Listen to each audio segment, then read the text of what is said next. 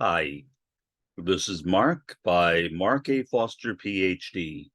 for the Maoist-Third Worldist Collective. Just a brief review of the concept of causal mechanisms, which is used in my field of sociology and in other fields, and was elaborated upon by the philosopher Roy Bhaskar from London.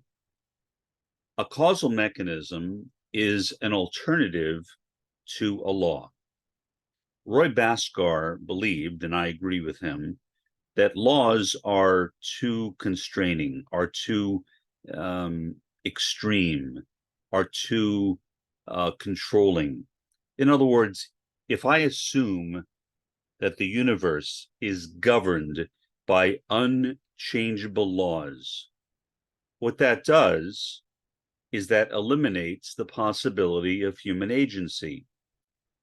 That is especially true when talking about the causal mechanisms which exist in social structures. Certainly, we as human beings have the ability to change and direct the causal mechanisms within a social structure in one direction or the other. One of the most important, if not the most important causal mechanism is the Marxian dialectic.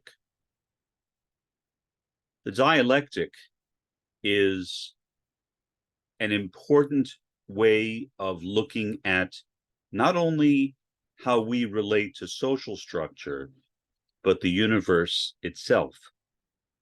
I would argue that the dialectic is one of the fundamental causal mechanisms which allows the universe to work. Exactly what that means, I don't know. I am a simple sociologist, retired professor. I am not a physicist or an astronomer or a biologist or an oceanographer. So my knowledge of those subjects is limited, and I'm really hesitant to kind of step outside of my turf. But what I would say is that since the dialectic is such a powerful causal mechanism, and we are seeing the causal mechanism of the dialectic play itself out in the world today. For example, in the conflict between the Palestinians and the Israelis, with the Palestinians victimized by Israel, having their homes, their communities, their stores, and themselves torn apart, bombed, desecrated by the Israeli Defense Forces. What is the proper way of looking at that dialectic? How can we look at the dialectic in a way which is advantageous to us in terms of how we see the world? There is, in philosophy, something called natural law theory, which argues, for example, that we can determine what is ethical by looking at the laws of the universe, that the laws of the universe contain ethics. For example, Felix Adler, the founder of ethical culture, which is a New York-based religion, as started by Felix Adler,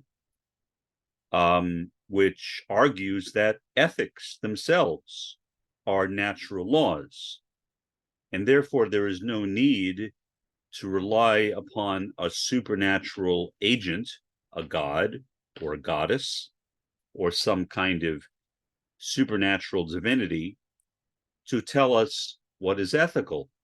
We can learn what is ethical simply by observing nature. Well, let's take that and modify it a bit. Rather than talking about natural law theory, how about talking about causal mechanism theory or natural causal mechanism theory, and saying that these causal mechanisms such as the dialectic, can teach us what is and what is not ethical. We can learn ethics from nature, from the dialectic, and I think that is true. For example, we see capitalism rapidly falling apart. Ethically, what does that tell us? That the dialectic is not so good. It's not working very well. It is not helping us solve the problems that so desperately need to be solved in today's world. More specifically, let's look at the tremendous conflicts which are now taking place in the Near East between Palestine and the Zionist state of Israel. We look at that and we see all of those homes in Gaza, all of those communities, all of those hospitals, all of those individuals being bombed. What does that tell us? Well, the dialectic there teaches us, I think, that the war in Gaza is not very ethical. It's causing damage. It's causing harm. It's causing pain. It is literally wrecking human lives. So, we can, I believe, learn ethics, at least to a large extent, by observing the dialectic, what it does and what it does not do. If we look at the broader picture and we just take the world as a whole, we can see the tremendous difficulties that are being experienced around the world, the tremendous conflicts that are being experienced all over the world between imperialist nations and nations that are being subjected to that imperialism. And we see the consequences of that imperialism in the lives of people who live in those oppressed nations. Again, it tells us that imperialism is a bad thing. So we don't necessarily need to look for supernatural explanations. Not to say we can't, but do we need to? No, I don't think we need to. I think all we really need to do is to look at the dialectic as a causal mechanism of nature, as one of the factors which produces the world in which we live, the contradictions which exist in the world. The major contradiction of the dialectic is imperialism, empire building. And the primary builder of empire in the world today, not the only one, but the primary one, is the United States of America.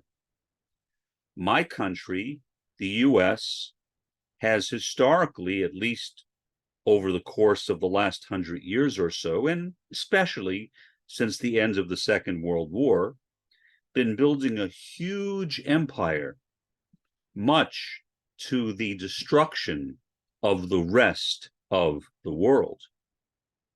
That empire may have served and may serve the interests of Americans, but are they serving the interests of people in other parts of the world? Have they served the interests of people in Africa, in Latin America, in the Caribbean, in Asia, and elsewhere? I would say no. So simply by examining the dialectic, what the dialectic is, a causal mechanism of nature, and how the dialectic impacts the world that we live in, I think that we can arrive at least some degree of ethical consciousness or ethical conscience. we can derive at least part of our moral compass by simply examining directly the way in which the dialectic of nature operates. And we can see from a Maoist-Third Worldist perspective, I think, that this dialectic works to benefit the US.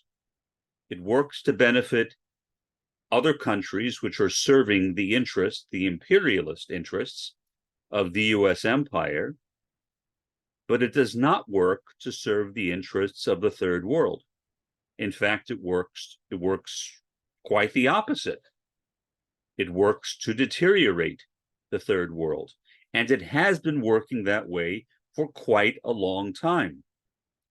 So again, looking for spiritual explanations for the processes that we see in the world today is not useless. I would even say that it is beneficial in some cases, but it is not necessary in all cases.